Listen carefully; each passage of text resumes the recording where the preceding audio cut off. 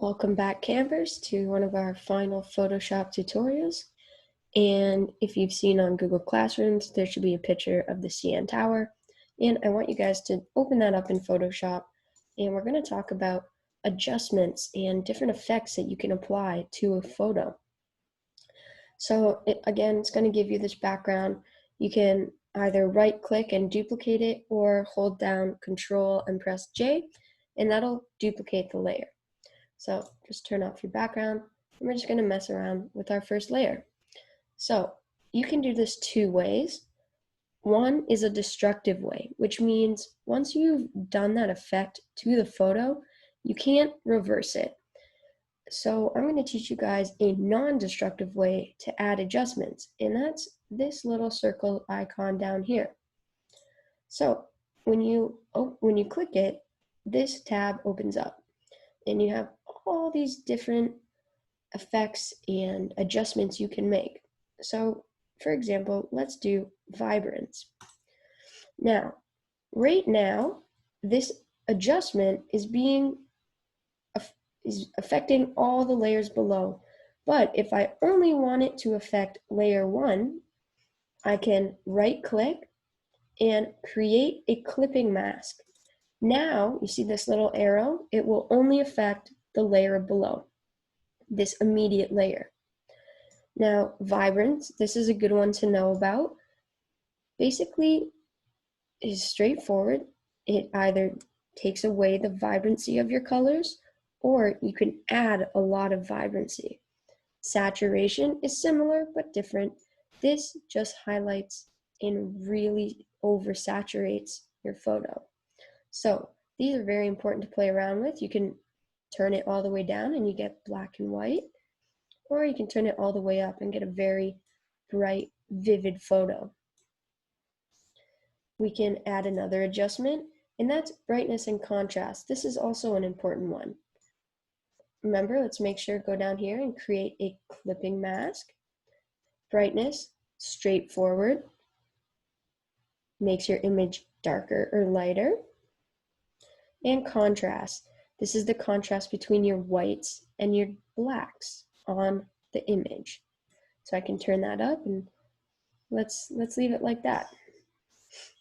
Let's add another adjustment. And let's talk about levels. This, though it may look confusing, is not too hard. This is all about your blacks and your whites in a photo. This is pretty important, especially if you're interested in photography. You can adjust how bright the whites are, or you can dial them down. You can decrease the blacks and make the picture have more whites, and vice versa. You don't have to fully understand what all of this means. You just have to play around until you get a setting and a visual aspect that you like. Now, all of these are adjustments to the photo, and they're very basic. You can make it black and white. You can add a photo filter, hue and saturation, which is a little different from vibrance. It's just a bit more complicated. And you have all of these, so please feel free to play around with them. But vibrance, brightness and contrast, and levels are probably the three basic adjustments and effects that you should know about and get to learn. We're also going to look at the filters, which is up here along the top bar, filter. So I'm going, if you guys remember from our very first tutorial, grouping, I'm going to make this a group, and I'm going to call this example 1. And I'm going to take my background and I'm going to duplicate it again. And I'm going to call this example 2. Now we're going to make this visible, and we're going to turn off our first example. You can see the difference that those effects and adjustments had on the image. It's a lot brighter, it pops more, but we're just going to leave it plain and simple as we found it. Now, if you come up to filter, we have a bunch of different filters that Photoshop allows you to play around with. One of the coolest ones, in my opinion, is Liquify. So we're going to click this, and it's going to open up a new window. Now, don't be intimidated. It's very similar to using the brush tool back in the other window. You have all of these different fun tools to play around with, and I'm going to show you what each does. The twirl tool, this one is lots of fun, and just like the paintbrush, you can use your bracket keys to increase the size, or over here you have the option to increase the size this way, as well as the pressure, density, and the rate. Rate meaning how fast it's going to go. So if I zoom in and I have this twirl effect on, and I've got a pretty decent size, I'm going to make it a bit bigger to get the CN Tower in there. And all I'm going to do is hold down, and it liquefies and twirls the image like this. And you can, if you decrease the pressure, we'll see that it doesn't go as fast or as severe.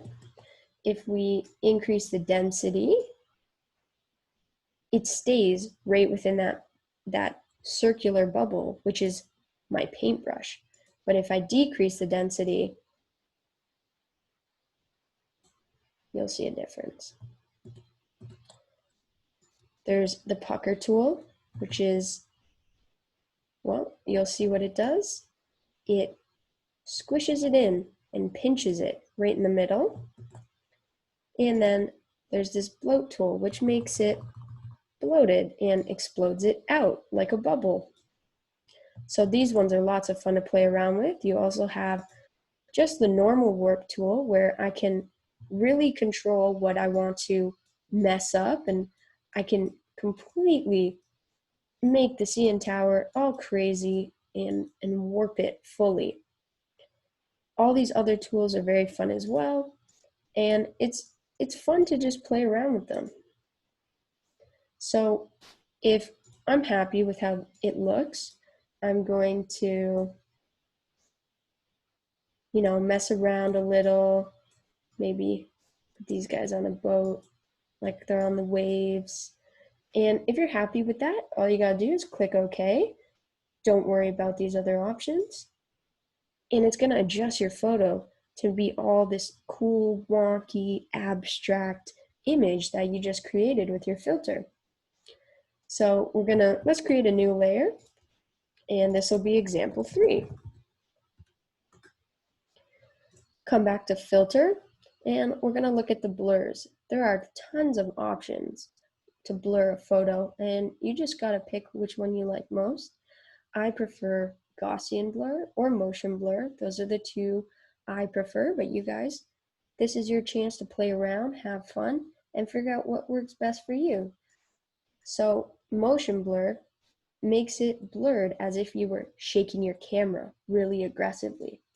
So you can turn down the blurriness, you can adjust what angle the blur is happening at, and make sure you have preview, this box, ticked off, because then it shows you what it's going to look like. This is really helpful when you're adjusting things.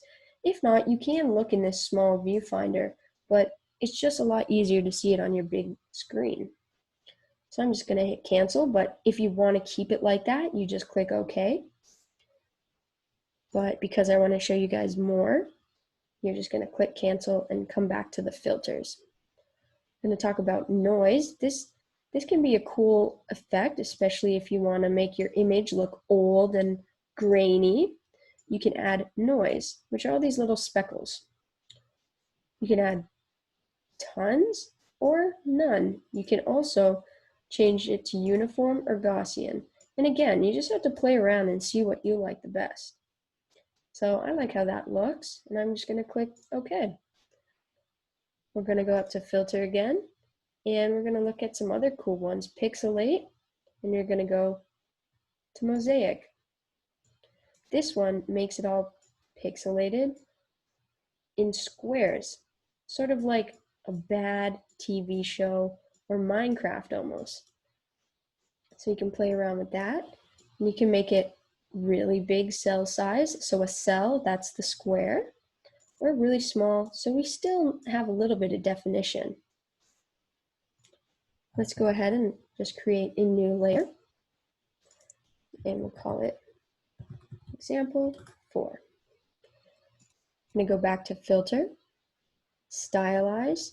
These ones are fun. You can make it into an oil painting. I like this one a lot. And you can really change it up and make it look like someone has painted the skyline of Toronto. Again, all of these toggles here are completely up to you on how you want the image to look. And for most of these filters, you just have to play around with it until you see something that you like. I usually don't worry about lighting. That's not important. Just play around with these 4 toggles. And we can click OK. And now we've got something that looks like it could be in the art gallery. Come back up to filter. And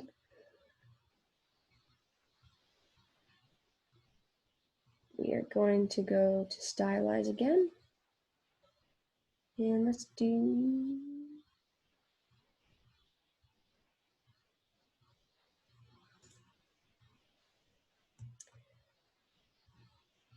so that's basically it for filters. You guys can play around with them more. There's tons for you to go through. If you go to filter gallery, there's even more. It opens up this whole new section and window for you to look through. You can add different types of styles like sketches, distort it like as if it were behind glass, different brush strokes, and all these cool little art effects that you can add to it to just make it look however you want, and you stylize your image. So you guys really should just take some time and play around with all these different styles.